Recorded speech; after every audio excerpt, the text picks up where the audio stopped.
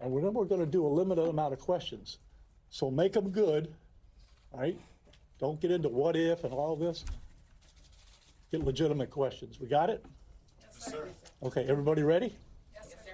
Okay. We're here today to give an update on the investigation in regards to the incident at Trump International. With me is the U.S. Attorney, the FBI, and the Secret Service. Just to give you a little information, as you well know, the road down there on Summit is still blocked off. It will be blocked off probably for the remainder of today and probably a good portion of tomorrow until some of the investigative things need to be done and finished. But we're accommodating people in and out, getting them to the library, getting them to the post office, so the public is not going to be that far inconvenienced. The security level at Mar-a-Lago is the highest it can possibly be now. The road closures are back in place and will remain there. The checkpoints are in place. And my commitment to the Secret Service is to give them every possible resource from PBSO. Once they determine the level of security that they need, they will get all the resources possible. So having said that, I'll let you talk to the U.S. Attorney.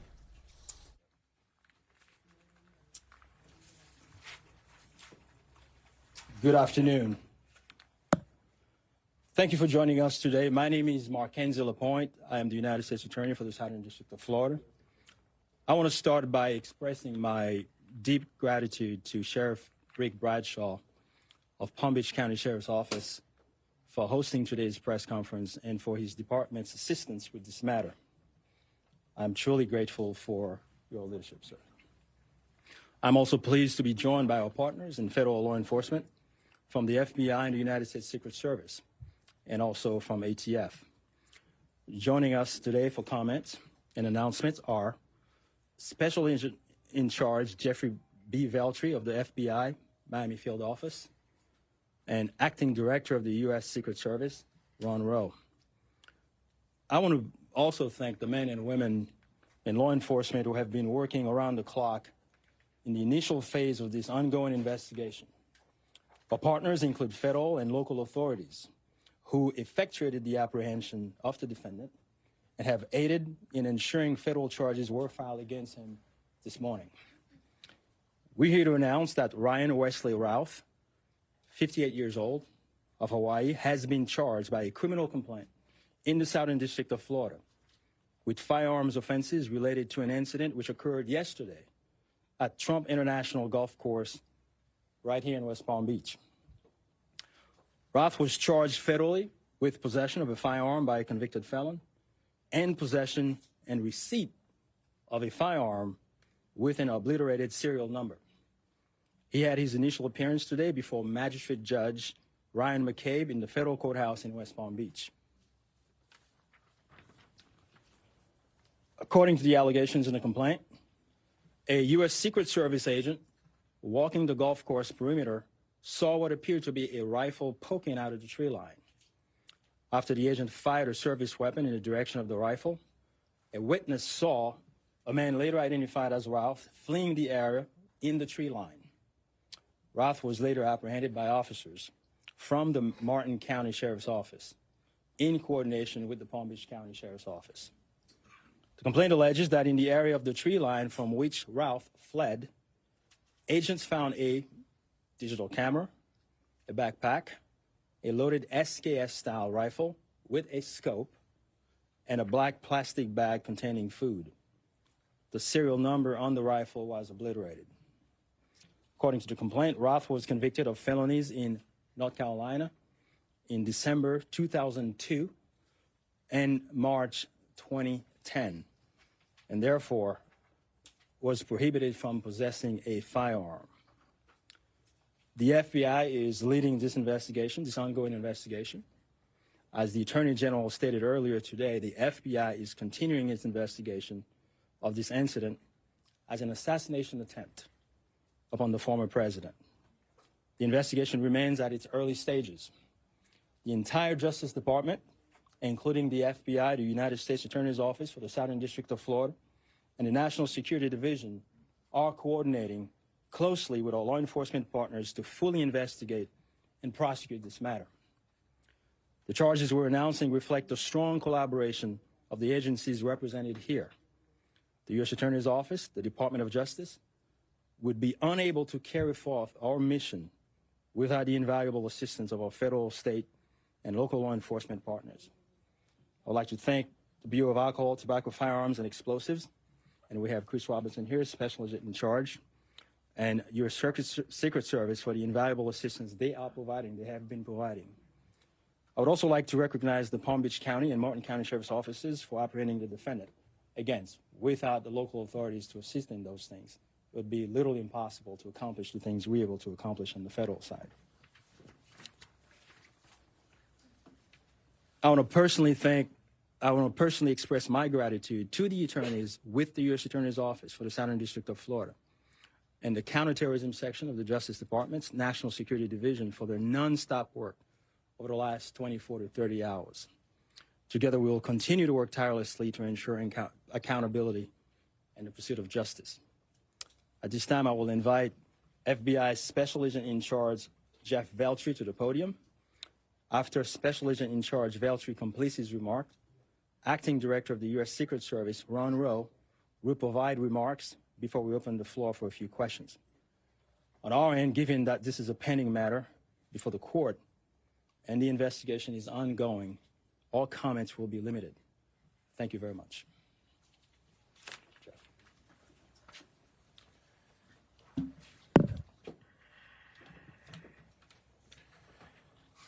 Good afternoon.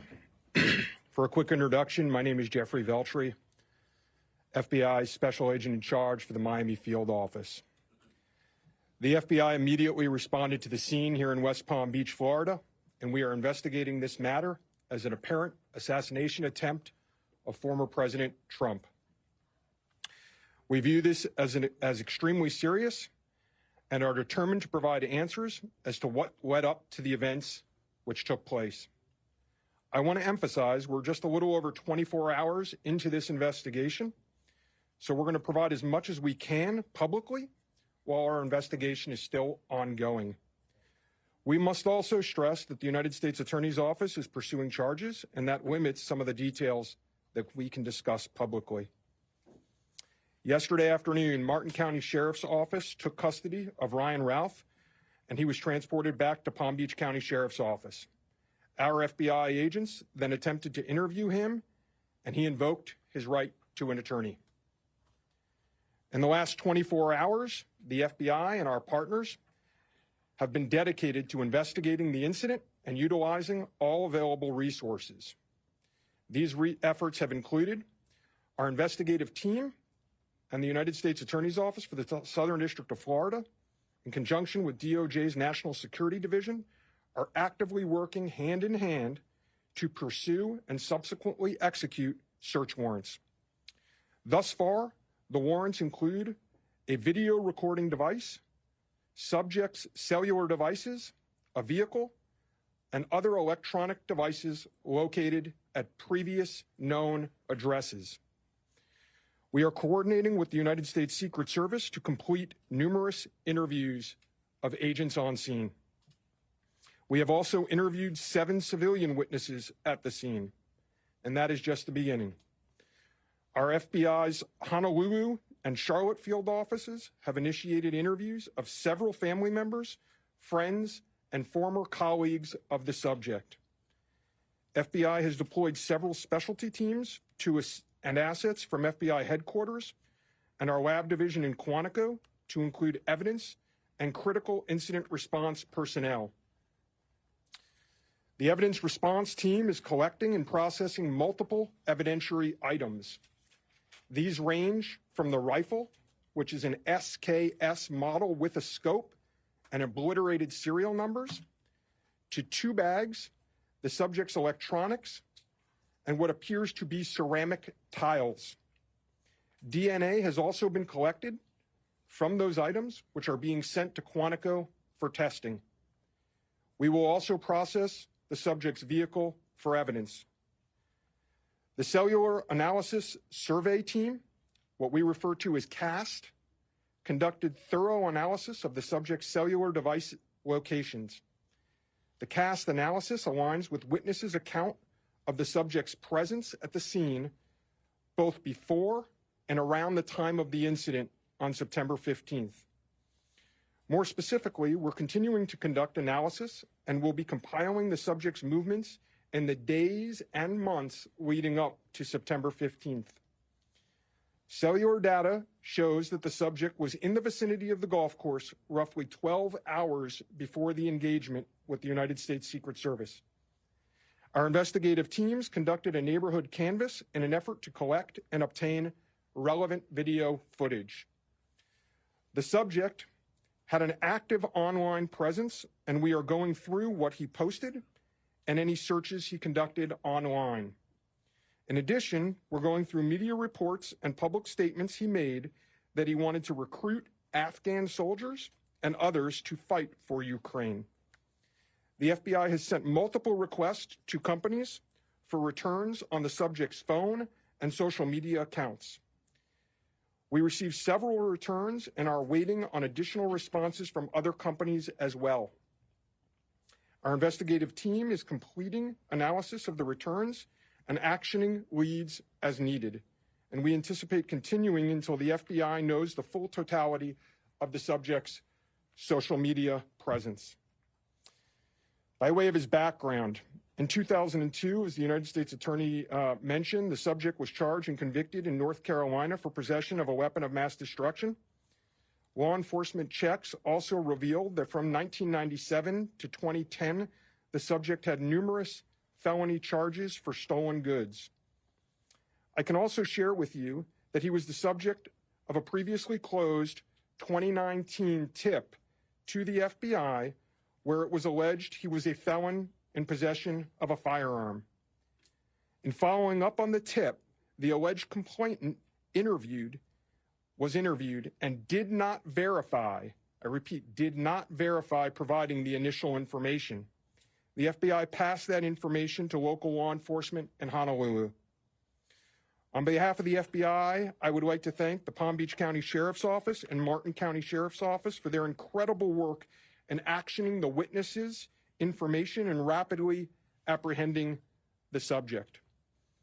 I would also like to thank the United States Secret Service, the United States Attorney's Office for the Southern District of Florida, the Department of Justice's National Security Division, the Bureau of Alcohol, Tobacco, Firearms, and Explosives, and our FBI field offices in both Honolulu and Charlotte, who have been conducting additional law enforcement activity related to the subject.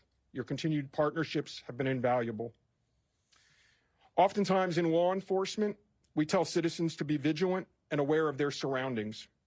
Yesterday, a citizen provided remarkable assistance, which led to the arrest of this subject. We appreciate the public's diligence in passing potential tips and information regarding the subject and this incident to the FBI.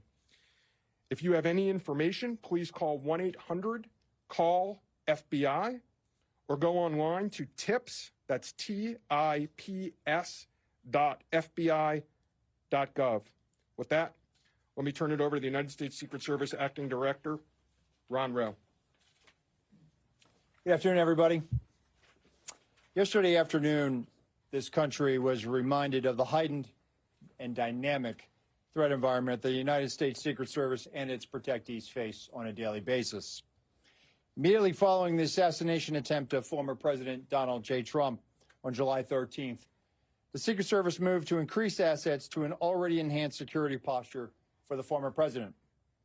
In the days that followed, President Biden made it clear that he wanted the highest levels of protection for former President Trump and for Vice President Harris.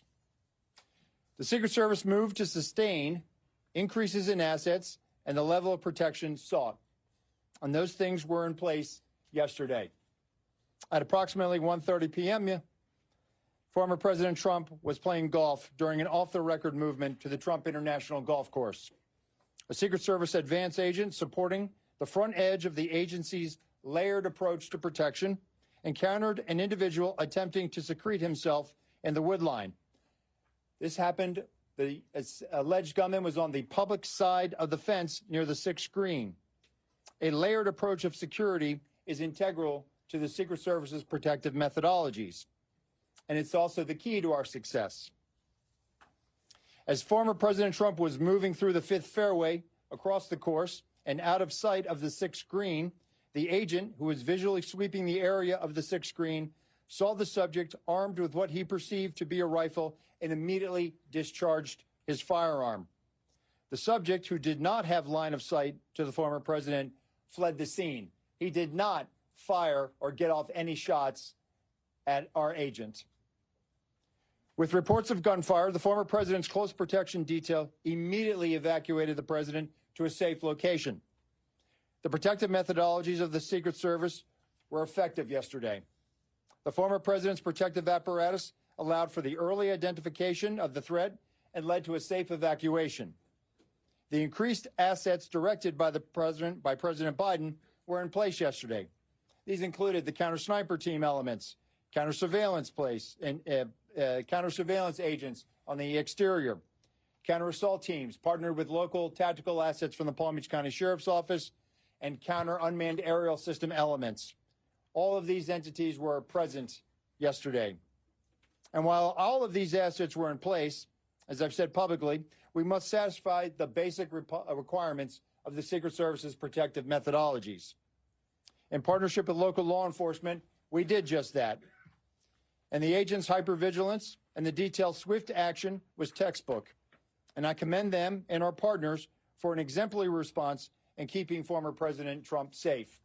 And I will tell you, having served in local law enforcement in Palm Beach County, I can state that I am tremendously impressed and appreciative for all of the efforts of the Palm Beach County Sheriff's Office and Sheriff Snyder with the Martin County Sheriff's Office.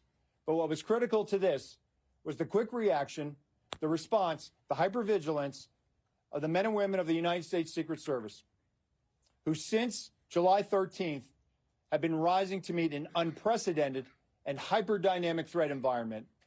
And they are rising to this moment, and I could not be more proud of them and the way they have executed, not only yesterday, but what they're doing today and what they are doing tomorrow and what they will always do because it is their duty. Thank you. Okay. Sheriff. All right. Well, go slow here, folks. All right. Don't everybody do it at once. Ask who you want to answer the question and then give the question. I have a question for you, Director. Is there any evidence to suggest that the suspect knew that Donald Trump would be on the golf course at that time? And was the golf course searched thoroughly before the former president's arrival? So at this time, it was an off-the-record movement, meaning it was not on the former president's official schedule.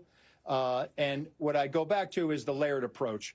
The elements and the methodologies of the Secret Service. There was a front element. It did its job in sweeping ahead of the president. That's what identified this individual who was in that wood line. And the swift action of that agent doing his job, pushing out ahead, sweeping while the president was behind him several hundred yards and several holes away, out of sight from the gunman, did his job. And that was what alerted the detail. And the swift action is what triggered On the that. first question, was there any on that golf course to suggest that the suspect Based on what I know, that Donald Trump was going to be on that golf course at that time? Based on what I know now, and it's an active investigation, I don't have any information on that. And Director, how many times did your agents go around the perimeter and scope out the golf course during the 12 hours that this guy was holed up in the shrubbery? So this was an off-the-record movement. It wasn't a site that was on his scheduled.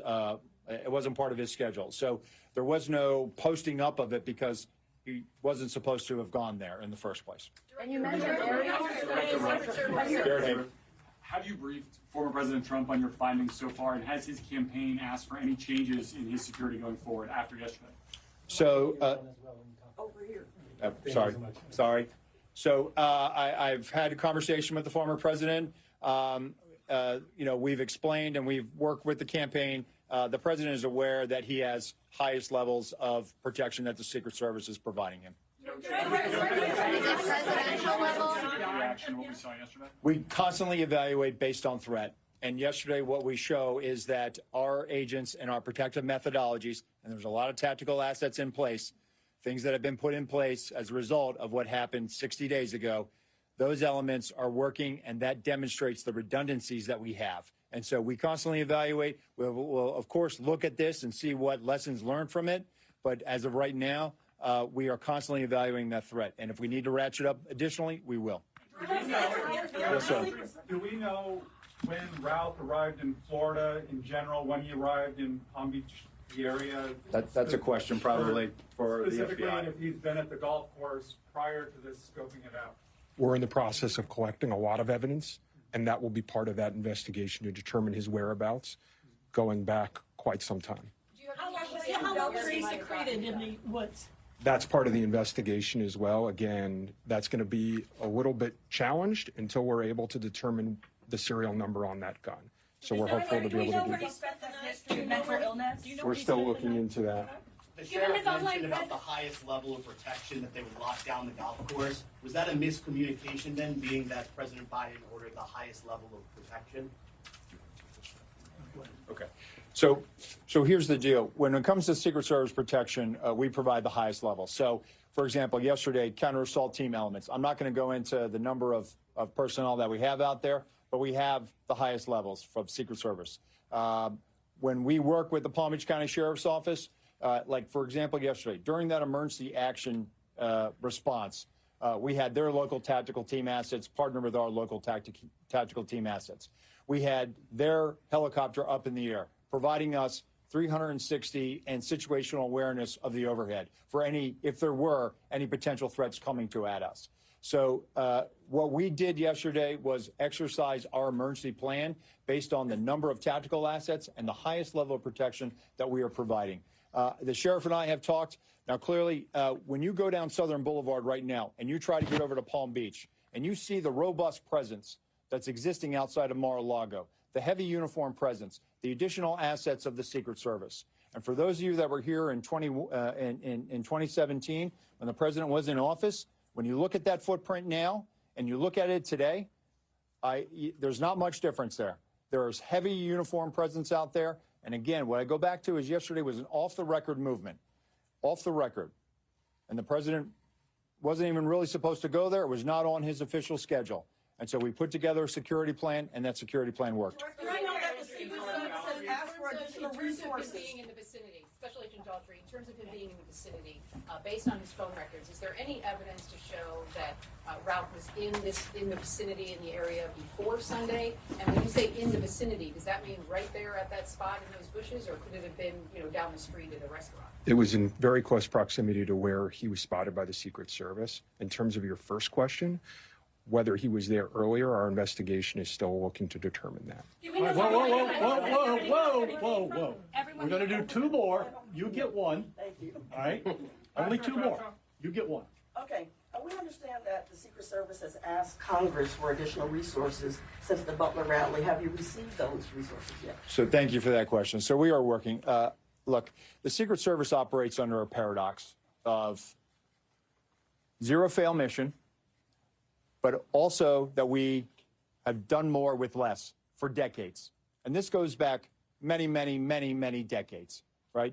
What I can tell you is that we have immediate needs right now, and we have great support, not only from President Biden, and you saw his public statement today, where he said that, he's going to direct his staff to make sure that the Secret Service has the resources it needs. We're having fantastic conversations with members of Congress. I've been up to the Hill last week. We are continuing to have those conversations, but the long and short of it is this. Coming out of Butler, I have ordered a paradigm shift. The Secret Service's protective methodologies work, and they are sound, and we saw that yesterday. But the way we are positioned right now in this dynamic threat environment, it has given me guidance to say, you know what, we need to look at what our protective methodology is. We need to get out of a reactive model and get to a readiness model. There could be another geopolitical event that could put the United States into a kinetic conflict or some other issue that may result in additional responsibilities and protectees of the United States Secret Service. And so we are working, we are making information available to all of our partners. And I just want to say that the commitment of Congress to the Secret Service throughout the years has been tremendous. And we will continue to work with them and Secretary Mayorkas, whose support in making sure that we're getting what we need has has been phenomenal. He is one of our biggest champions and our advocate. And so we're having these conversations, and I feel confident that we will get what we need. We have immediate needs. We have future needs, too. I need to make sure that our counter snipers are the best trained counter snipers in the world, that they are exactly doing what we need them to do, and that they match counterparts in the military in Tier 1 forces. And right now, we are working with Congress to make sure that we get those for our training facility. We also have a necessary need to make sure that we're getting the personnel that we have. And that requires us to be able to have the funding to be able to hire more people. You can't just give me money and say, hey, we're going to make sure that everybody gets overtime. Because the men and women of the Secret Service right now, we are redlining them. And they are rising to this moment, and they are meeting the challenges right now. And if you look back at their body of work over the last 60 days, the Republican National Convention in Milwaukee, the Republican National Convention in Chicago, a visit of Prime Minister Netanyahu to Washington, D.C., and to West Palm Beach, which Palm Beach County Sheriff's Office supported. And then we go into the presidential debate in Philadelphia last week. And for those in the media that have been to a national special security event, if you saw the National Constitution Center last week, what you saw was pretty much a mini national special security event with the number of assets that were on that perimeter.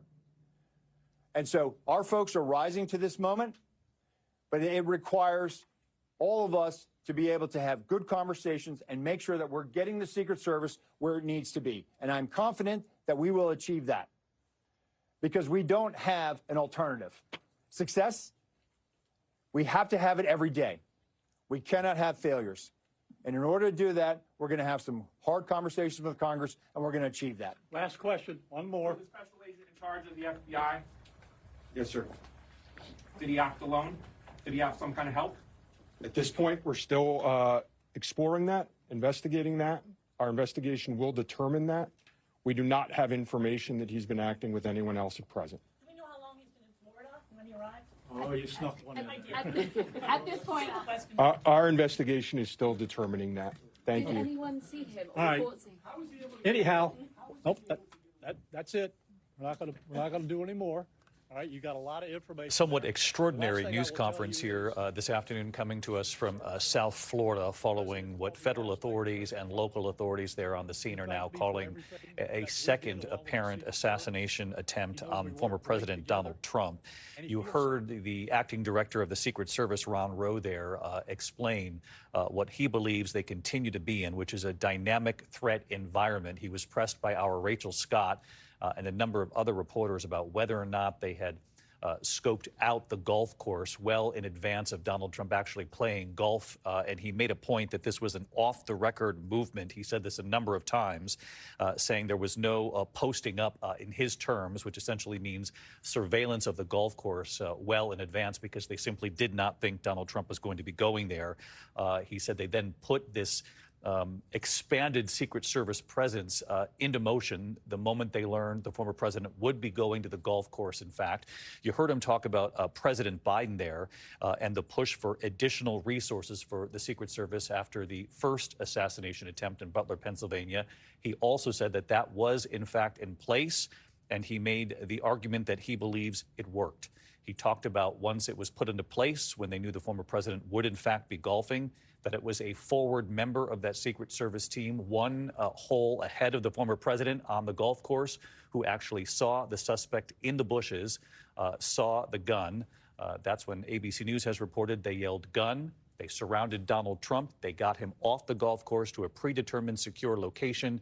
And it was short time later when they actually apprehended the suspect. They said they relied heavily on witnesses in the area. Rachel Scott now outside that room where the press conference just took place. Rachel, we took note of your excellent question there for the Secret Service, which was, in essence, did you surveil that area, that golf course, well in advance, now that we know that the suspect was apparently there for many hours in that vicinity, in the brush, adjacent to the golf course? And you heard what the Secret Service said. They said this was an off-the-record movement. he said repeatedly that they did not know that Donald Trump would be playing golf. Exactly, David. And so for our viewers back at home that are listening to these words, off the record movement, this essentially means that this was not on Donald Trump's schedule for that day. The former president has a public schedule. He also can advise Secret Service of any possible movements. The Secret Service was unaware that the former president was going to be playing golf that day, according to the director. This was sort of a sudden movement. So much so, in fact, that from our reporting, we know that even some of his own campaign staff was caught off guard that the former president was on that golf course. And so that's when you heard the acting Secret Service director, very defensive here, talking about that the Secret Service's moves were effective for the time that they were given, knowing that the former president was going to be on the golf course. They had an agent that was just one hole ahead of the former president that was scanning the perimeter, but still he could not answer any questions about how many times Secret Service agents even went through that perimeter. And also my question of whether or not there was any evidence to suggest that that suspect, who was there for 12 hours, knew that the former president would be playing golf at that time. He said that based on what they have right now, they do not have any information on that. This is an active investigation, but overall, the director calling this effective, but saying they need to get out of this reactive approach, David. Rachel Scott, thank you. Excellent question there today, Rachel. Thank you. And as you heard Rachel report, active investigation. Obviously, we're still very early in this case. Ryan Routh is how they've been pronouncing his name. There are authorities on the scene, 58 years old. They were also asked at the tail end of that press conference, did he act alone? They said they don't have information to speak otherwise, but that, again, it's early in the investigation. I want to get to a couple of other reporters, then we'll get you right back to your local news here in the East. I want to bring in Pierre Thomas, Chief Justice Correspondent. Pierre, you heard Rachel point out there, the acting director somewhat defensive there, taking tough questions about whether or not they had surveilled the golf course in advance, whether or not there was any evidence that this suspect might have known Donald Trump was going to be golfing, given the fact that we know he was there for several hours. But this was interesting, too. The acting director, Ron Rowe, seeking to depoliticize this right away. I'm not sure that's going to be effective, but that clearly was what he was trying to do there by saying that President Biden called for additional resources. Those resources were in place. That's why they worked, in his words. He also said we've had tremendous support from Congress, from both parties in Congress. But he also went out of his way to say the Secret Service has essentially been doing a lot with a situation where they could use more resources. And he said this goes back many, many years. David, it's an extraordinary situation. Number one, the fact that this man was able to be that close to the president only 9 weeks after an assassination attempt against former President Trump. That's just a fact. They're dealing with the fact that, look, it was exceptional that this Secret Service personnel saw the man in the woods, saw the muzzle of the gun, which is just extraordinary to have that pinpoint accuracy in terms of viewing what was going on. But, David, it still was a very close call for the former president, and we're now in the midst of this extraordinary threat environment, perhaps the most dangerous we've seen since 9/11.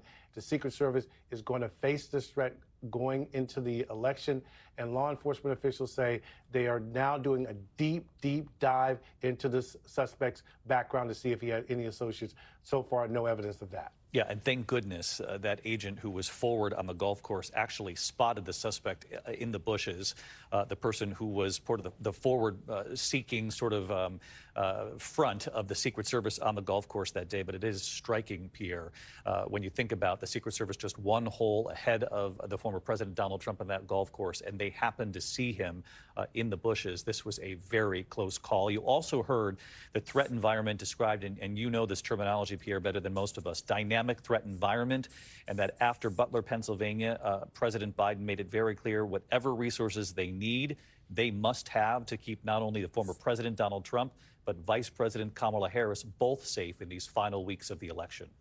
In fact, David, they expanded the SWAT and tactical teams around former President Trump. He now gets bulletproof glass whenever he's speaking outside. So they've been expanding the resources. But as you can see, David, when the president makes an unexpected move, like going to that golf course when they don't know he's going, it still takes time to come up with a security plan.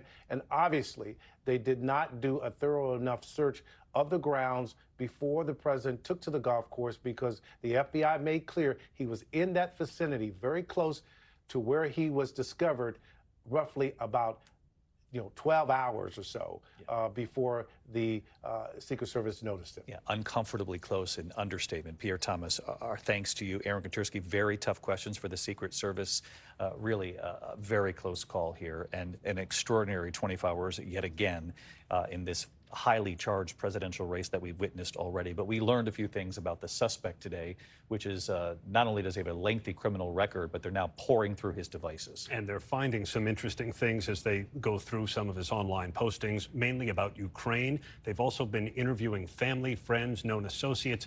And the picture that's developing, David, is one not of a diagnosed mental illness, but according to sources who've told ABC News, family members are telling investigators that Ralph became fixated on things. And one avenue of investigation is whether he was fixated on Ukraine and former President Trump's position. He went to Ukraine.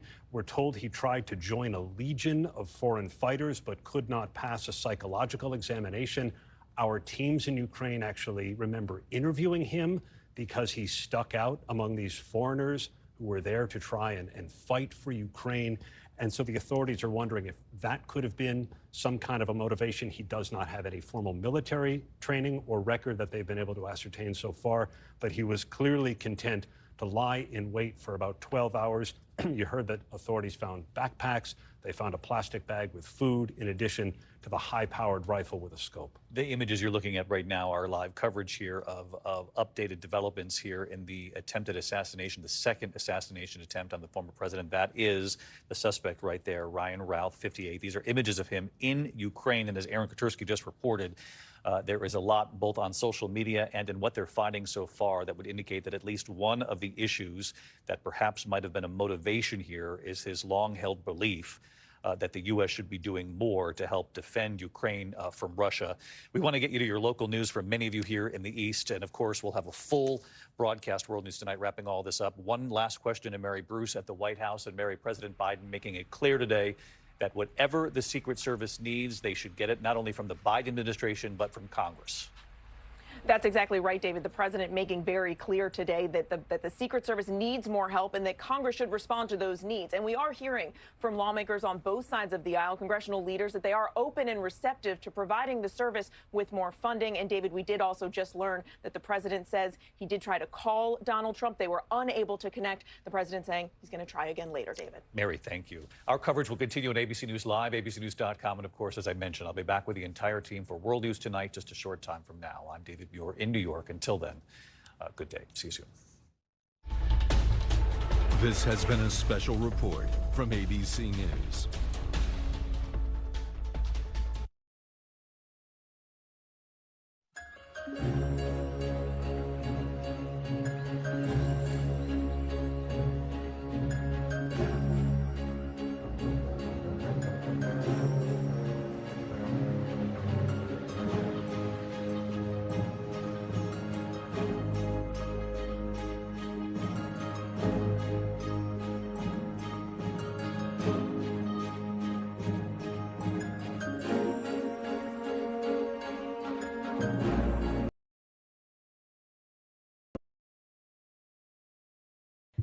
Sorry, I'm having a hard time telling what you're saying. The titanium rings, the segments, which included those dovetail cuts that you previously discussed, I just want to confirm that those domes and titanium rings were reused from the first hull to the second hull. Yes. Were you involved in the detachment of the titanium rings from the first hull? No.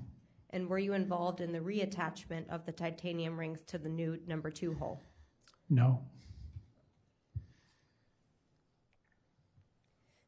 Did you ever go on a dive on Titan? No.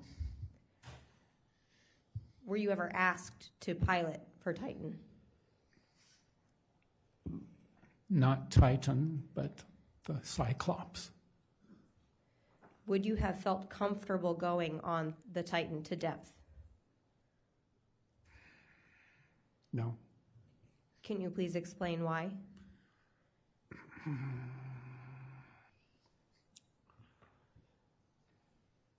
I don't believe that composites are the correct material for a pressure vessel that's experiencing external compression. So I had my doubts. I had my opinions, of course. When I tried to figure out the strength of the hull, I couldn't make it work well enough, meaning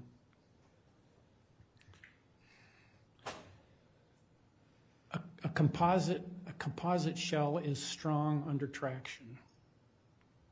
Do we agree on that? Yes.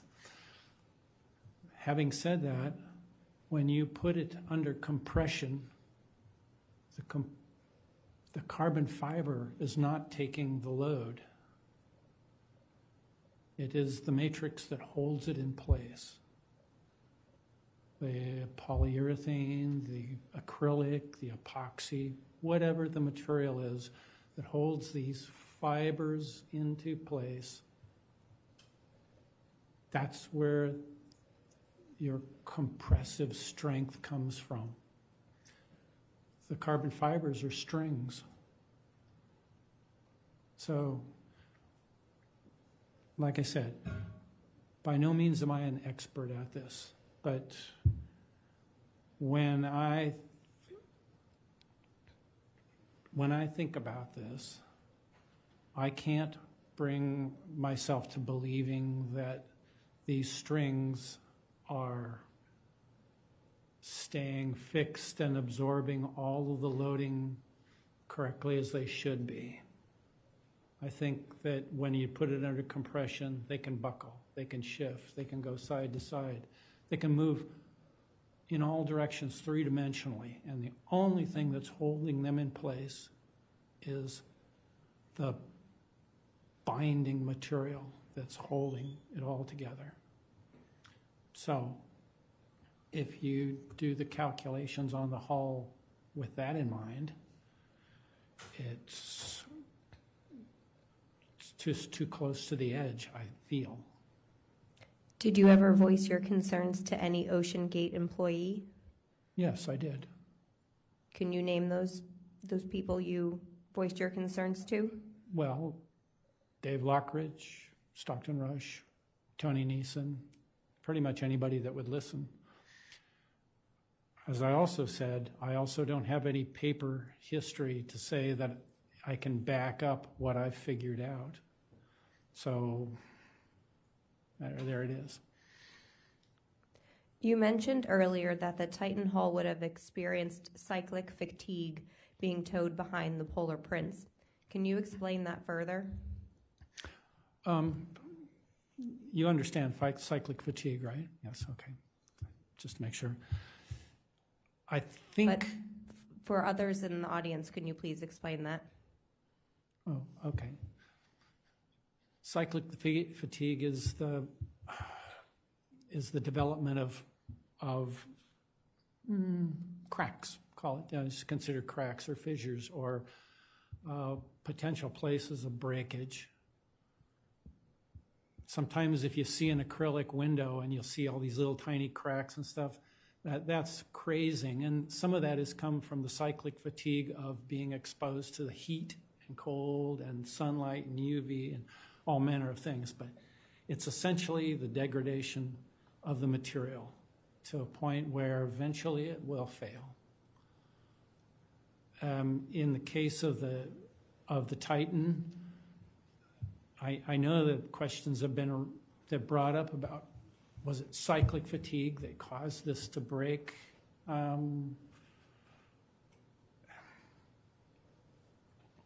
would agree, but I think it's cyclic fatigue of the glue line, not any of not the titanium or anything like that. It's just the scope or the amount of flexure and beating that all of these different parts took. Well, its life was like only 3.5 years. That's simply, there's just not enough pounding on it to cause cyclic fatigue within the titanium to come about, nor from the viewport. But cyclic fatigue is also, it's caused by small movements. So it's fair to ask about what possibly being towed on the LRT or being put on the ship, things like that. And I agree that all of these things would have added to this, but there is absolutely nothing that has the magnitude of what it's being exposed to when it goes doing cycles under pressure. So they made numerous dives to the Titanic. They filmed it, got pictures, they saw the debris field. Each time they go down there, that's a pressure cycle. And I think the magnitude of this particular pressure cycle overwhelms everything else. I mean, everything else, yeah, may add something to it, but I think that these cycles are the thing that determine the failure. And thank you. Was there ever a time that the Titan experienced any pounding? More specifically, was the Lars ever partially flooded, causing the submersible to be slammed against the Lars?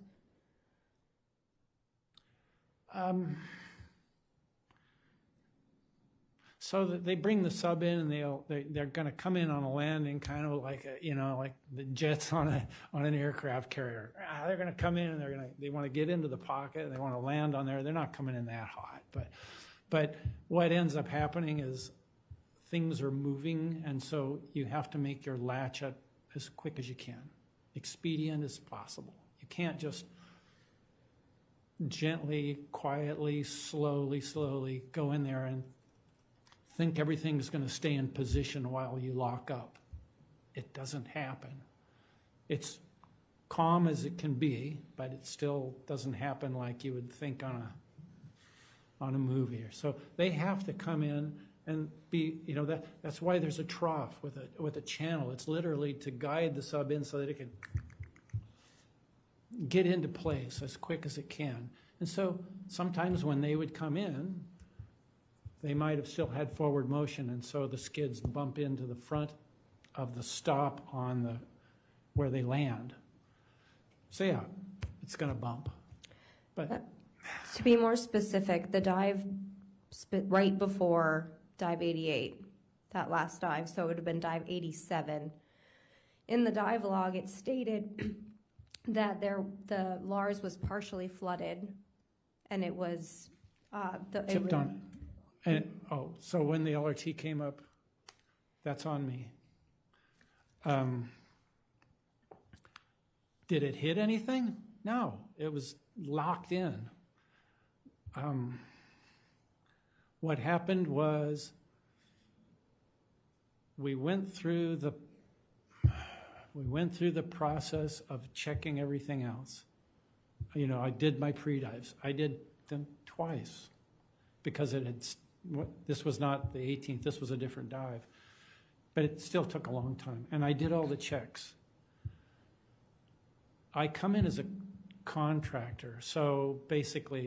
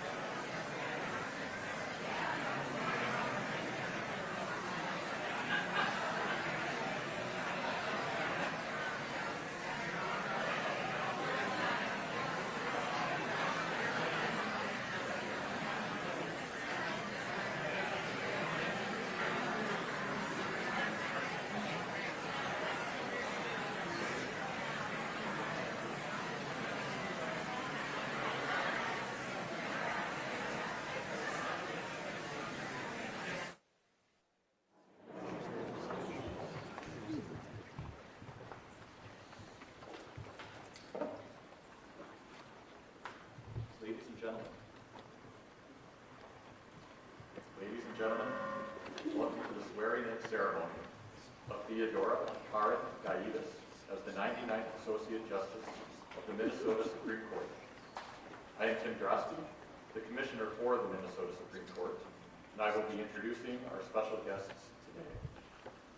It is now my honor to introduce the state elected officials who are with us today, as well as members of the tribal courts, the federal and state judiciaries, and those speaking on behalf of the appointee.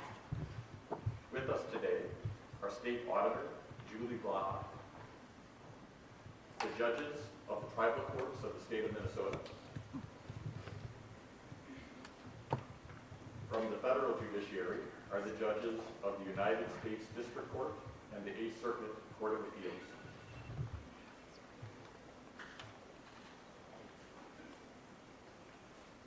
It gives me great pleasure to present the judges of the state of Minnesota. From the state judicial branch are the judges of the Minnesota Court of Appeals.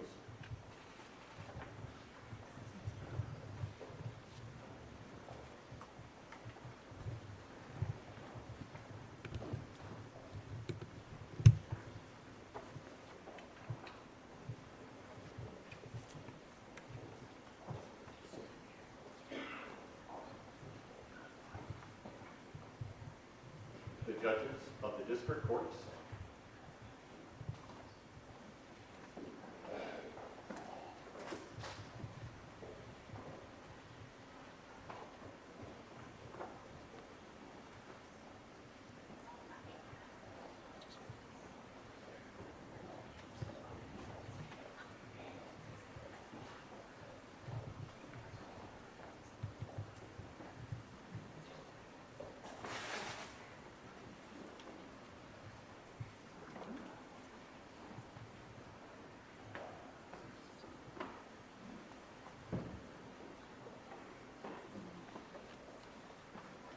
From the executive branch, we have the judges of the Workers' Compensation Court of Appeals.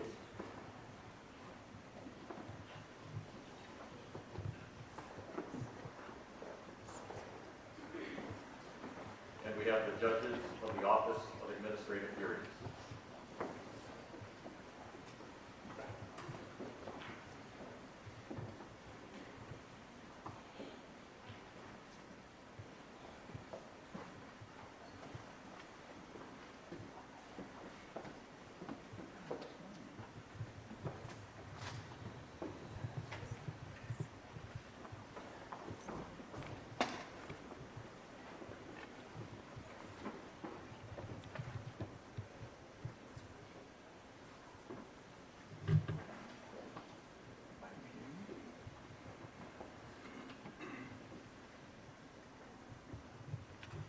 Please welcome, from the state judicial branch, the members of the Minnesota Supreme Court.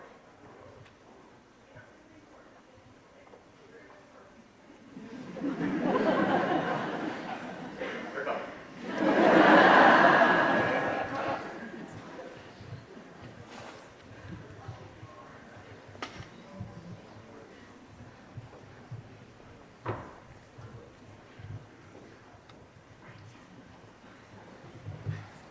Please welcome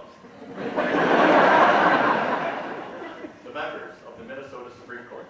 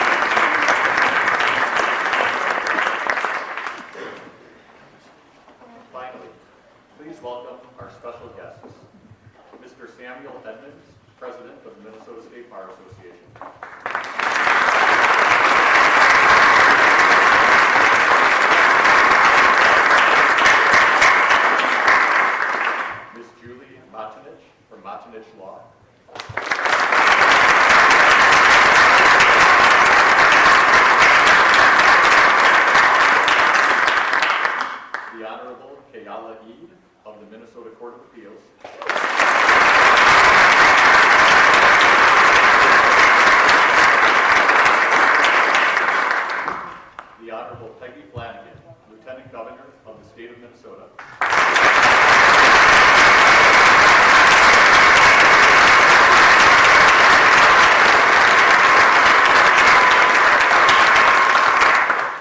And the Governor of the State of Minnesota, the Honorable Tim Walz.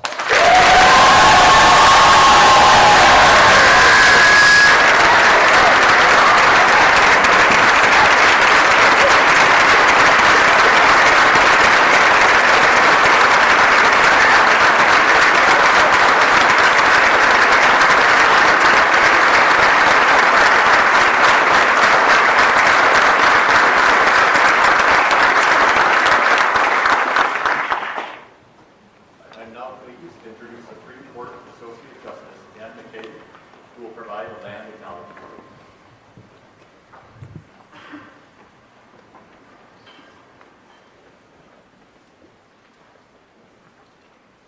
Can't see. Anini, Awanakwe Indigu, Nagizi Indodame, and Makagan. Hello, my friends. I am Awanakwe, the Eagle Clan of the White Earth Nation. My given name is Ann McKay, and I'm an Associate Justice on the Minnesota Supreme Court. Today, I have the honor and privilege of offering this land acknowledgement for today's investiture ceremony for Associate Justice Theodora, also known as Teddy, or as she liked to say, Teddy's in the house, Gaus, of the Minnesota Supreme Court. We acknowledge that the state of Minnesota and the federal and state courts of Minnesota are located on land and water that is the ancestral and current homeland of the Dakota and Ojibwe people, whose spirit continues to permeate these lands. We also acknowledge that this building, the Minnesota History Center, is built within the traditional homelands of the Dakota people. Many indigenous people from Dakota and Ojibwe communities and from other Navajo nations call Minnesota home. And we honor and respect the numerous contributions made by them. It is with profound gratitude that we honor and acknowledge all the indigenous people who have cared for this land for generations and those who continue to do so. We recognize that the state of Minnesota and the United States have their own inherent sovereign authority, and among this authority is the ability and the responsibility to establish a court system for the benefit of their citizens.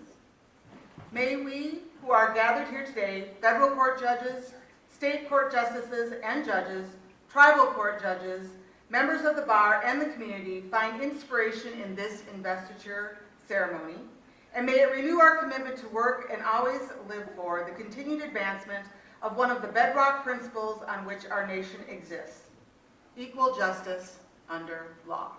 Miigwech.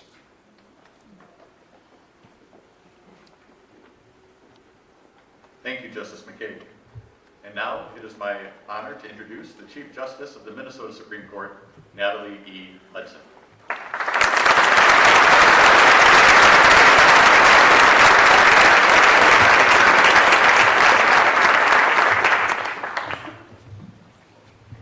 Thank you, Commissioner Drosky.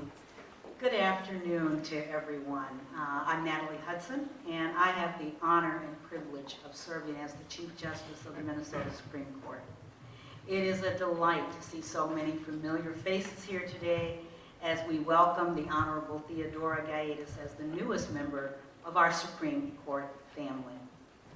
I also, of course, want to extend a warm welcome to Governor Tim Walz, Lieutenant Governor Peggy Flanagan.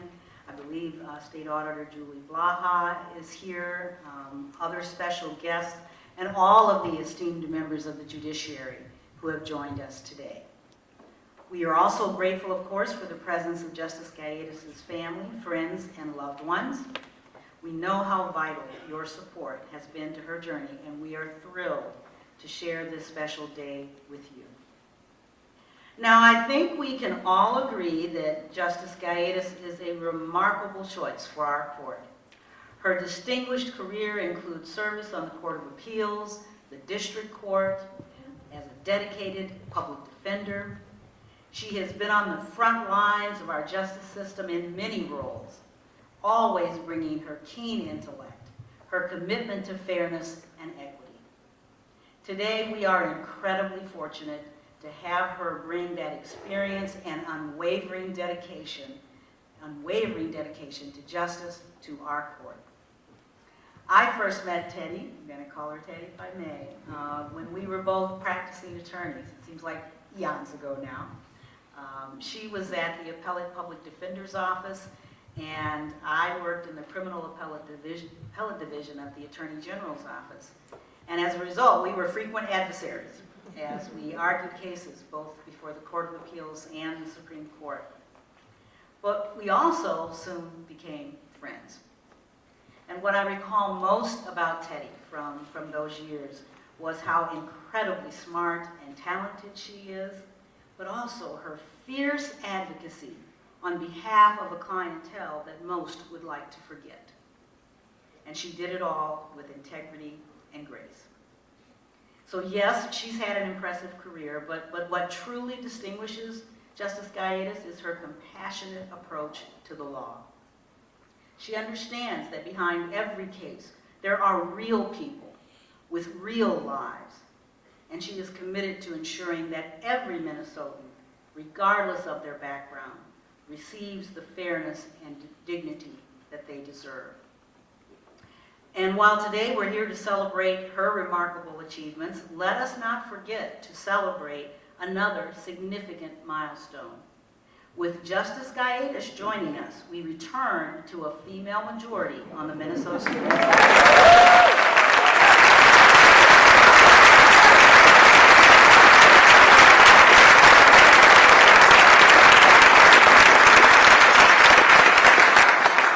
As many of you, I'm sure know, Minnesota was the first state to have a female majority on the Supreme Court back in 1991, and my colleagues and I are proud to be a part of a judiciary that becomes more diverse and more representative of the people we serve with each passing year. As a fellow member of our court's female majority and as the first person of color to serve as Minnesota's Chief Justice, I can attest that diversity on the bench isn't just a milestone, it's a strength. It is a strength that enriches and improves the quality of our work and enhances the trust that the public places in us. Justice Gallegos, back to you, also brings a wealth of life experience. From her days advocating for those without a voice as an assistant public defender, to her thoughtful, fair-minded decisions on the bench, she has shown us time and time again what justice truly means. She knows that justice isn't a one-size-fits-all proposition. It's a living, breathing promise that we all must strive to fulfill each and every day. And so I am truly, truly excited about the future of our court. I was telling the governor about this backstage, that the appointments that he has made to the court in the last year have just been outstanding. And I am truly excited about the future of this court. I know that Justice Gallegos will bring her energy, her wisdom, and yes, her sense of humor to our deliberations. Her journey is a testament to the power of perseverance, dedication, and an unwavering commitment to justice. So Theodora, on behalf of the entire judiciary, congratulations.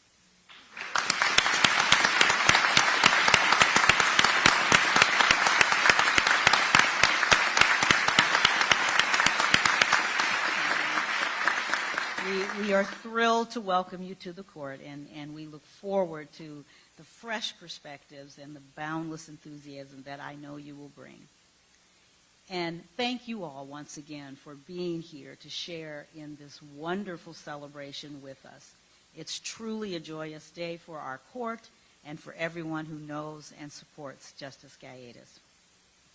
And now it's my pleasure to introduce Sam Edmonds, who is the president of the Minnesota State Bar Association, who will share some of his thoughts on this exciting occasion.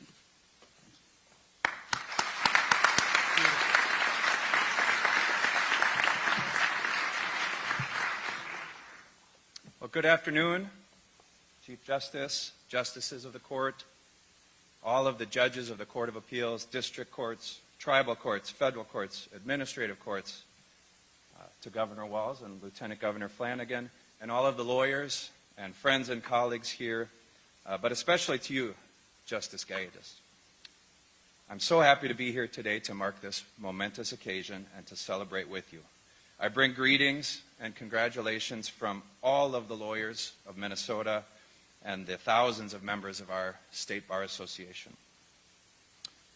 Justice Gaitis, you came to the bench in 2018 with a broad range of experience and expertise. You clerked in a prosecutor's office. You represented the accused as a public defender and an appellate public defender. And you represented individual clients in private practice. In 2018, Governor Dayton could easily see that those experiences in government and private sector positions representing plaintiffs and defendants, both private clients and indigent clients, made you exactly the type of lawyer that we want to see serving on the bench here in Minnesota.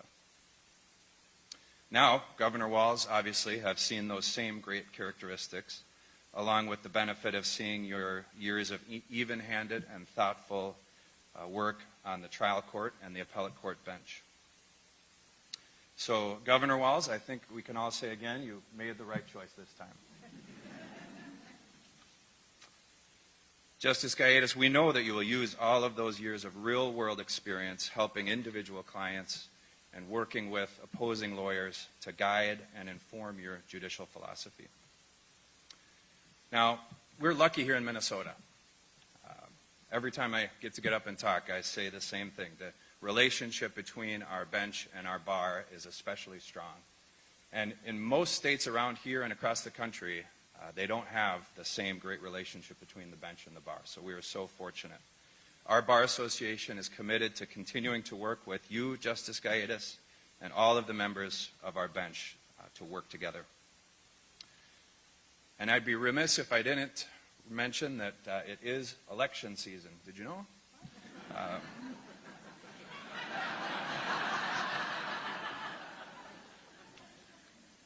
My focus here is on judicial elections, but we're also so fortunate here in Minnesota that we've largely been able to maintain our system of fair and impartial and nonpartisan judicial elections, and we need to keep it that way.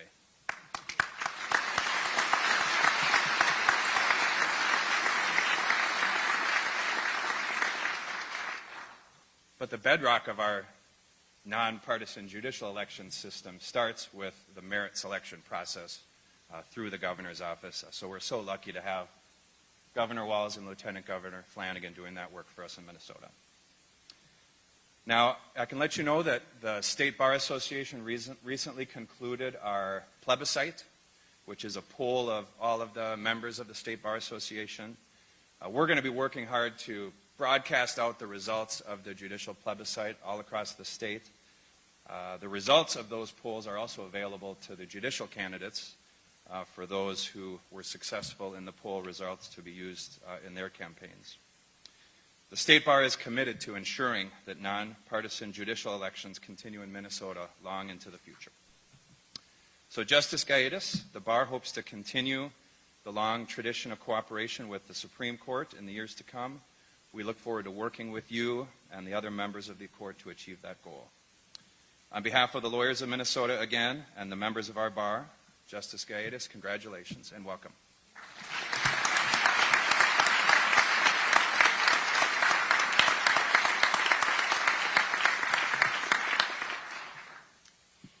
Thank you so much, Mr. Edmonds. Now I have the great honor of introducing Minnesota Lieutenant Governor Peggy Flanagan and Governor Tim Walz. Lieutenant Governor Peggy Flanagan and Governor Walz have demonstrated their respect for the judiciary from the very beginning of their administration, and they are strong partners with the Minnesota Judicial Branch, and I am so grateful for that.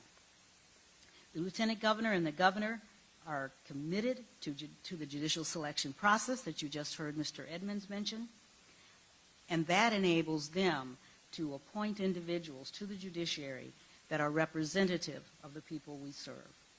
The appointments they've made to the bench during their administration, judges with intelligence, integrity, diligence, and experience reflect that commitment, and it is certainly on display here today. So please join me in welcoming Lieutenant Governor Peggy Flanagan and Governor Tim Walz as they present and endorse the appointment of Judge Theodora Gaetas as the 99th Associate Justice of the Minnesota Supreme Court.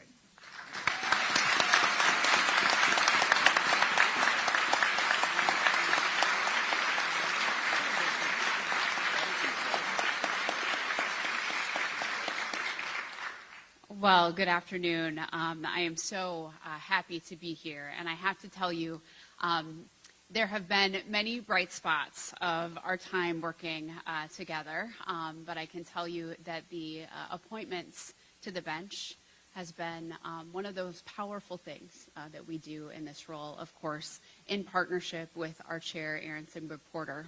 So thank you as well for your leadership.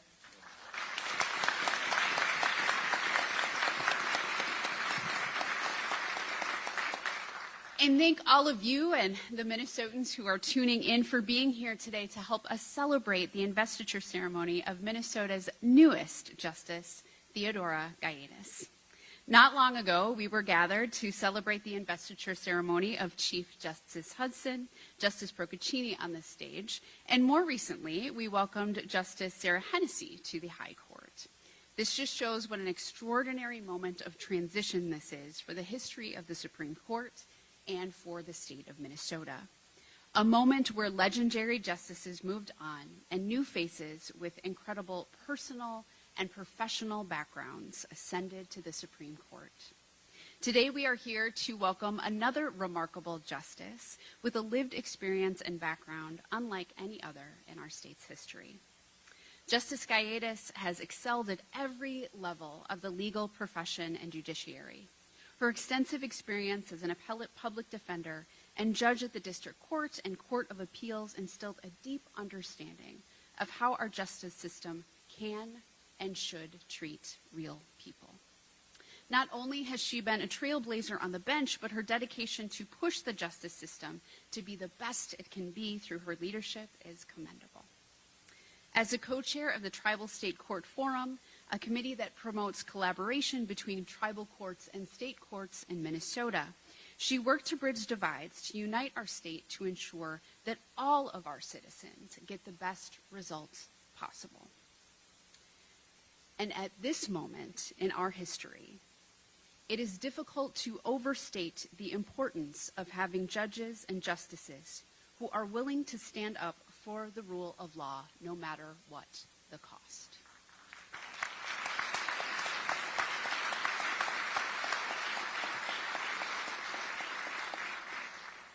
Minnesota's judiciary is a model for the nation, and it is incumbent upon all of us to fight to preserve the integrity of this cherished institution. Justice Gaetas will carry on this tradition with the help of the remarkable people in this room today, and her commitment to service is what Minnesotans deserve at this moment and into their future. So congratulations, Justice Gaetas. We are so excited for you. And friends, I believe you have a program that you're all holding on to, and it might not indicate that Governor Tim Walz would be here today. So I would just encourage you in this historic moment of appointing our 99th justice to the Supreme Court to maybe just make a little note that Governor Walz was here as part of the program. And with that, it is my honor to introduce my partner in justice, our Governor, Tim Walz.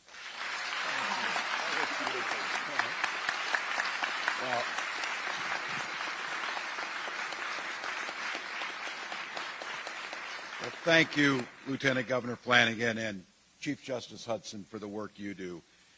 To the Associate Justices of Minnesota Supreme Court, thank you. To the judiciary that's here, both federal and state, thank you on behalf of the people of Minnesota for the work you do every single day. To the bar and the attorneys who are here, thank you. To the friends and specifically the family of Judge Gaetas, welcome to this historic moment. I was thinking, President Edmonds, and you heard it mentioned, across the country, the Minnesota judiciary, and I have traveled a little bit, so I'm hearing it from people. So But this is something I think is well known in this room, and you heard about the Judicial Selection Committee with Chairwoman Erin Sinberg Porter, and the input that in busy lives you have to the chief judges from the districts who are here, the time you put telling us this is what we're looking for in judges, this is what the needs are. And I will make the case that all of you have protected this judiciary, this nonpartisan judiciary, and made it the best in the country. And for that, as a citizen of Minnesota, I'm incredibly grateful. So thank you for pointing that out. I also would like to say what I really appreciate about the profession of attorneys, and President Edmonds was so clear about that, is precision. Everything is precision. Could you notice when he said the governor made a good decision this time? He was very clear about that. So it's exactly right. He did not get himself in a box there. He got it out. So, but I have to tell you, when Lieutenant Governor Flanagan and I heard that we were going to have to replace not one, but two giants of the judiciary in Justice Anderson and now Justice Chudich, it was a bit daunting and an immense challenge. And I think it's at times like this to understand the continuity of our bench, the continuity of the judiciary in Minnesota is something we take great pride in. And these two justices did more than we could have ever asked for, and immense shoes to fill. So I want to say thank you.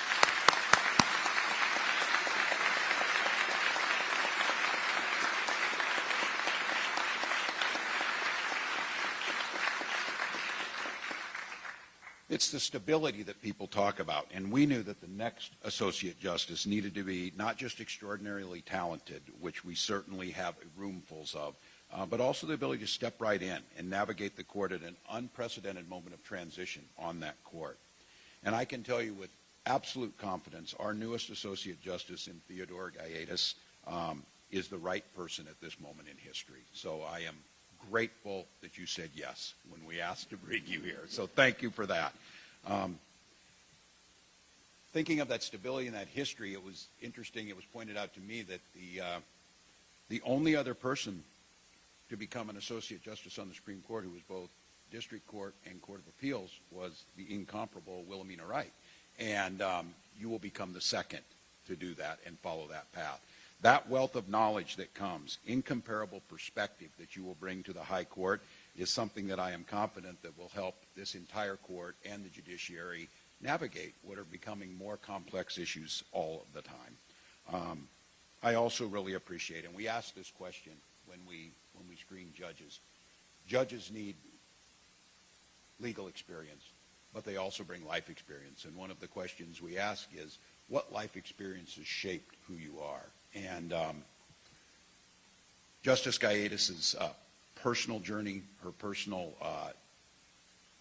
heartaches, as well as her commitment to others, shined through in so many ways, putting others in front of herself, and the work as a public defender and doing it with every ounce of her intellect, but with the compassion that needed to be in there, shine through. And when you think about what brings you to this position, we're all products of our life experience, and the life experience that Justice Gaetas has brought is one of compassion, of service, of intellect, and joy, of finding the joy in the work we do. And for that, I'm incredibly grateful. He's already left a mark on the judiciary before we even got to today, and I know that our state's High Court and the state of Minnesota will be well served. So I am honored to present to you Minnesota Supreme Court Associate Justice Theodora Gaetas.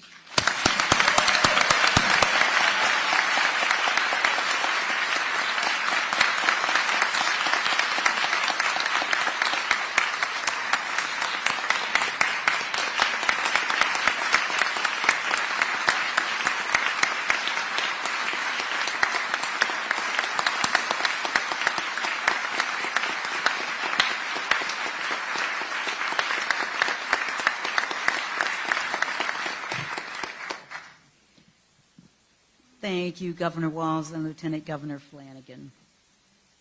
Now it is my honor to introduce two speakers who will provide remarks on behalf of Justice Gaetas. First, we will hear from Ms. Julie Matinich. I'm sure I butchered your name. Did I? I got it? Okay.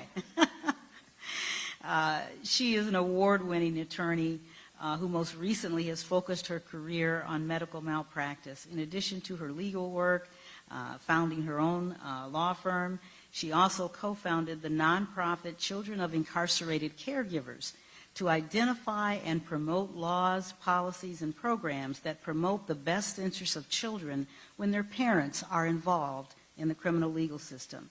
So please welcome Ms. Manich.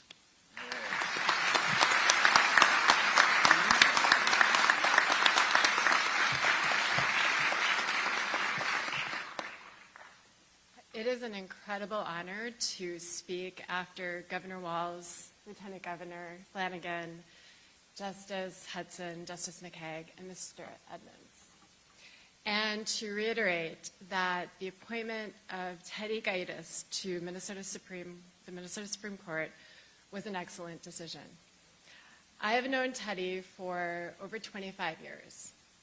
During that time, we've been frequent running, dinner, and theater companions. We had our daughters at the same time, and for a time sent them to the same school.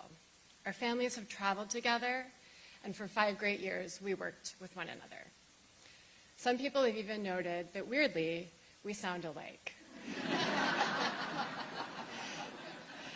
Given these many connections, when Teddy was appointed to the Supreme Court, people contacted me to express their happiness. Lawyers and judges in the community talked about her intellect, her character, and stated that she certainly would be an excellent Supreme Court justice. Friends in the community who had no connection to the legal world and only know Teddy as an amazing person expressed their excitement that when she joined the court there would be a female majority and that her exceptional daughter, Clea, would be able to share this moment with her. Not long ago, I ran into former Supreme Court Justice Alan Page, who expressed his delight that Teddy would be joining the court. And Justice Page conveyed that he hoped that she would carry on a tradition that he had started when he was on the court, something he calls the underwater birthday song, which Justice Page explained involves the Minnesota Supreme Court justices singing happy birthday to one another while pretending to be blowing bubbles underwater. I have never heard Teddy sing underwater, but she did sing on a band in law school, and I think that, combined with her incredible humor and ability to build camaraderie, will make her the perfect leader of the Supreme Court birthday choir. Legal luminaries like Justice Page and other current and former Supreme Court justices and judges have long expressed their respect for Teddy. They've identified her as something special, and how could they not? She radiates intelligence. Her Aunt Karen recently shared that when Teddy was little, her parents struggled to find a school that would challenge her. And despite great acceleration, she continued to excel, graduating magna cum laude from the University of Minnesota and cum laude from the University of Minnesota's law school. With her credentials, Teddy could have worked virtually anywhere. She chose to be a public defender, representing the people who needed her skills the most. And she tried cases, but followed her passion for appellate practice into the appellate public defender's office, where she quickly gained the attention of colleagues and judges. Early in her career, she was appointed to not one, but 3 of the Supreme Court's rules committees, where she worked to improve our legal system and in the process mastered the rules. In addition to serving the legal system, Teddy remained thoroughly engaged in Clea's life, enjoyed an active social life, heavily focused on live music, and found additional ways to contribute to our community, delivering food to people in need with Clea, serving as the board chair of the Jungle Theater, and acting as a founding member of Children of Incarcerated Caregivers. Fortunately for me, Teddy was also interested in civil law, which led to us working together.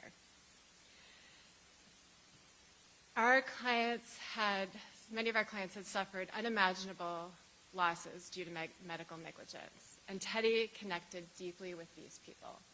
No matter what their backgrounds, their education, their belief, she fought for them, always within the boundaries of the law and with unmatchable professionalism, so that they would be heard.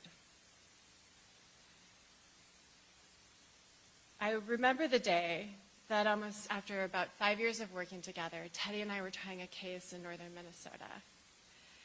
And it was a hard-fought, long case. We were away from our families.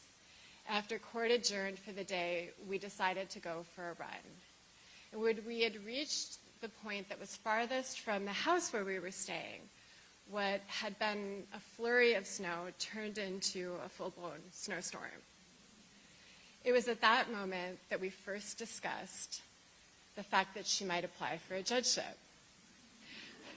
Our circumstances could have led anyone to consider a career change.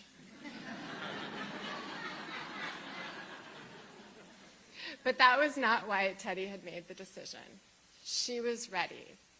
Having worked hard on behalf of people at the trial level and handling countless appeals, helping them all along the way, Teddy was ready to serve the state of Minnesota from the bench.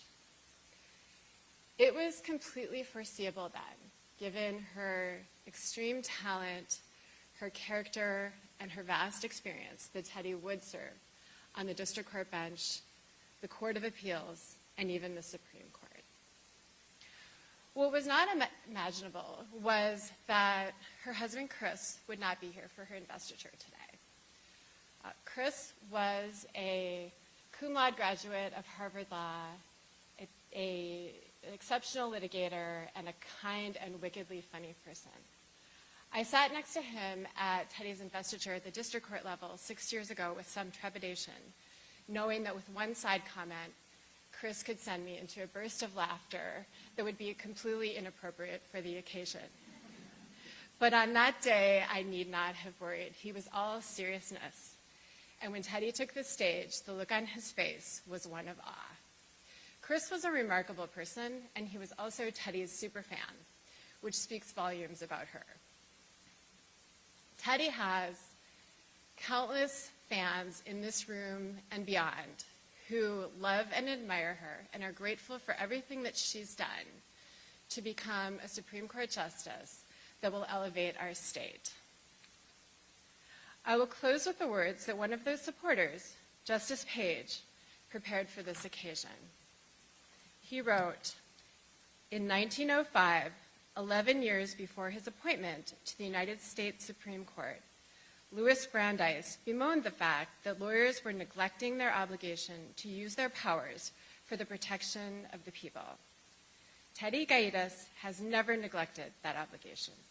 Throughout her career, she has used her exceptional legal skills for the benefit and protection of people. In doing so, she has given true meaning to the phrase, equal justice under the law. She is the consummate people's lawyer, and I have no doubt that Justice Gaitas will continue to use her powers to protect all people. In The Tempest, William Shakespeare coined the phrase, what's past is prologue. If Shakespeare was correct, and I believe he was, Justice Gaitas will serve the people of our state and the institution that is the Minnesota Supreme Court with distinction and make us all proud.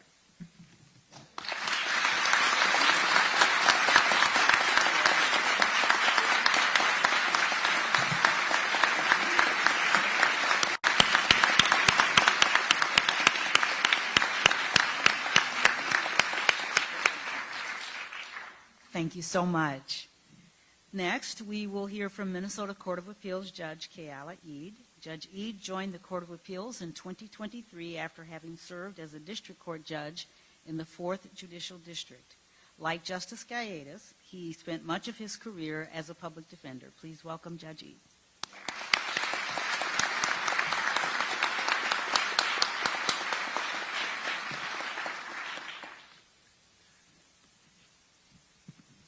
Hi, everyone.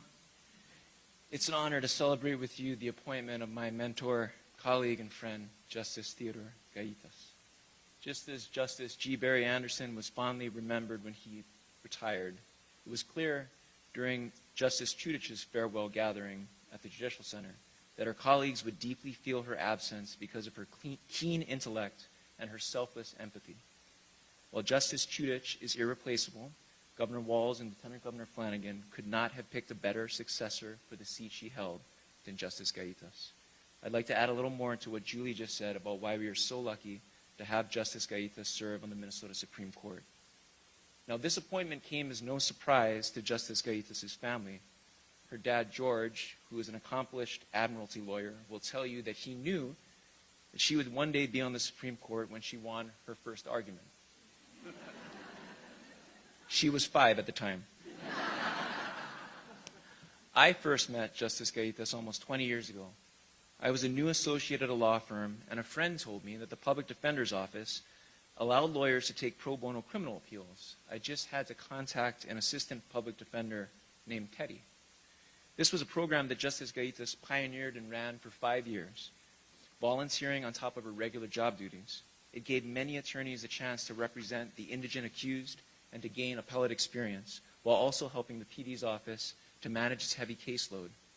Although Teddy reviewed my writing and helped me practice my arguments for every pro bono case I took, well, let's just say I was a perennial silver medalist. But the very best mentors offer encouragement in tough times, and that's Teddy. Her mentorship was a big reason why I left private practice to spend most of my career as a public defender, and why I later applied for the Court of Appeals. I am no special case. Her former colleagues at the PD's office will tell you that during her 15 years as a public defender, Teddy mentored numerous law clerks and new attorneys. She was always willing to use her formidable talents to help others.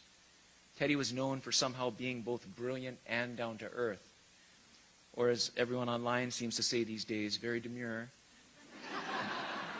very mindful, very considerate. She established herself as a phenomenal writer and a courageous advocate for her clients, her colleagues, and the betterment of the PD's office, including its mission of ensuring equal access to justice for the impoverished. As an attorney who argued almost 30 cases before the Minnesota Supreme Court, Justice Gaitas' considerable experience practicing before the appellate court on which she now serves is both significant and rare. More importantly, Teddy is known as someone who always saw the humanity of those she represented and who treated every person as equally important because she genuinely cares about people. After one of her public defender colleagues lost a tough case in the district court, he called Teddy. As he put it, given the difficulties of prevailing on appeal, it is sometimes challenging for appellate lawyers to be optimistic, but not Teddy. She immediately was supportive. She took the case and she ran with it all the way to the Minnesota Supreme Court, where she and her client won. The very best colleagues offer help in tough times, and that's Teddy. Justice Gaitas' public defender experience is a great benefit to the Minnesota Supreme Court. While the court's decisions affect all Minnesotans, their effects are often felt most acutely by the members of our communities who are living in poverty. Before she was appointed, almost half of the court's 106 justices had worked as prosecutors before joining the bench, but only 2 justices had ever served as public defenders. Teddy therefore brings unique and unrepresented insights to the Supreme Court. Her firsthand experience with the ways our criminal justice system affects individuals, their families, and our communities will assist her in rendering equal justice under the law. And her background vindicating constitutional rights has well prepared her to uphold the rule of law. In addition to restoring a female majority to our Supreme Court, Justice Gaitas' appointment establishes another important majority. For the first time, a majority of our Supreme Court justices have spent significant portions of their careers providing direct legal services to people who could not afford an attorney. Legal aid lawyers and you can clap, that's a good thing to clap for.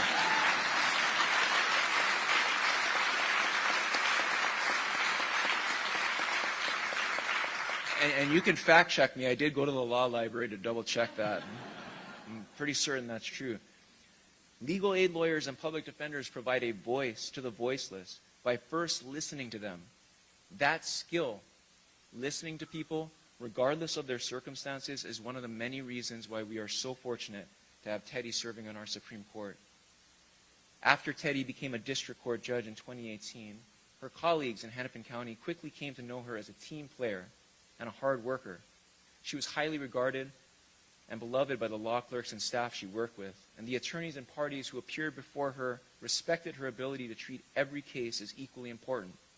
She loved being a trial judge and likely would have continued excelling at it for a long time had she not received encouragement to apply for the Court of Appeals, which is where I was later fortunate to work with her again.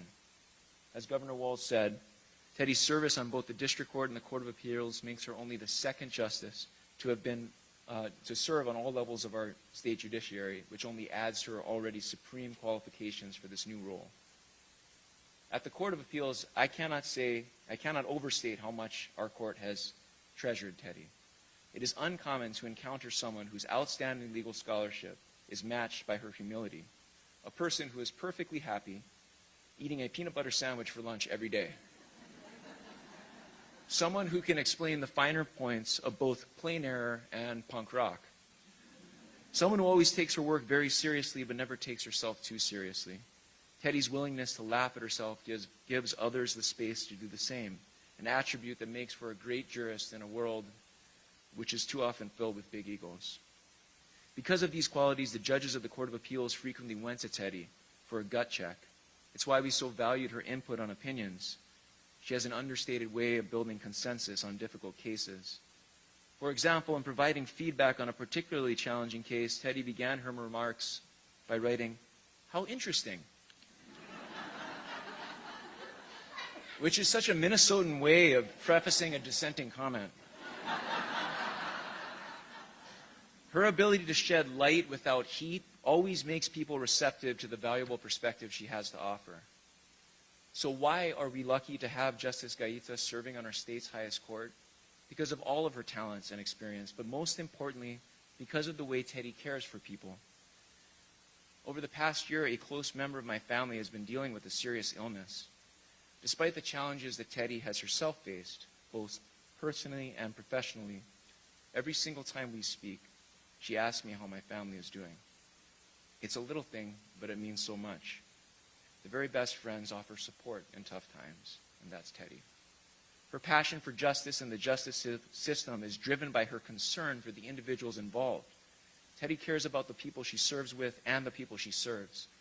Colleagues, law clerks, staff, and above all else, the Minnesotans who seek justice in our courts. I would like to close with the words of Justice Rosalie Wall, who was the first woman on the Minnesota Supreme Court, part of its first female majority, and the first public defender appointed to the court.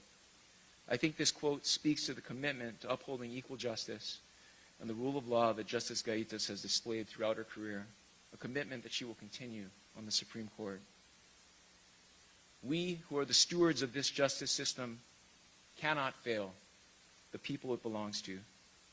This we vow, that we will not cease our efforts until this court system, of which we are so proudly a part, treats every person equally before the law and with dignity and respect. Thank you all. Congratulations, Teddy.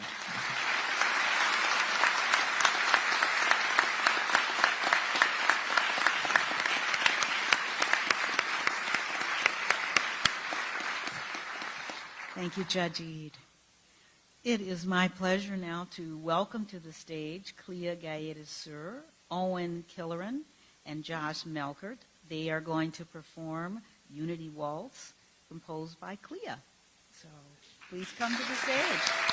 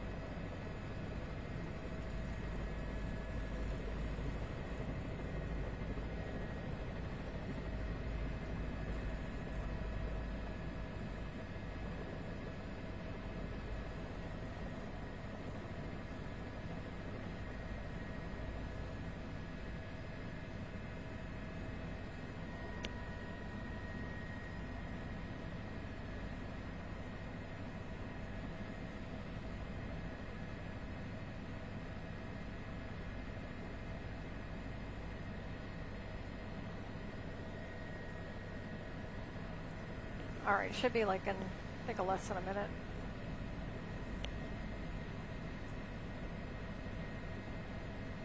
One minute.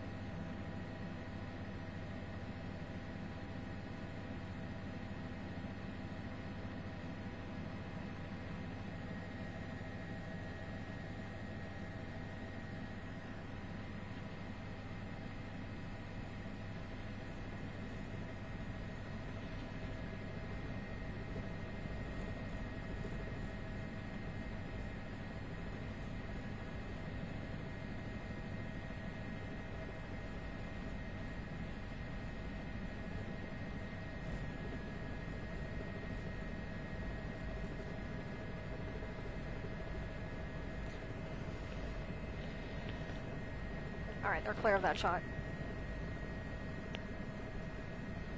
Copy, 2.5 minutes, 2.5 minutes. Yeah, you got 2.5 minutes. I'm sorry? Oh.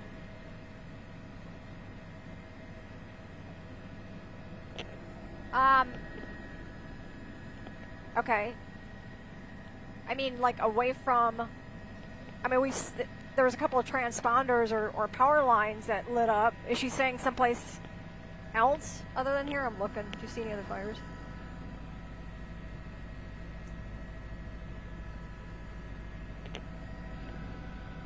I mean, the only thing that I see is a flare going off by another refinery, but that's kind of normal. That's about the only thing.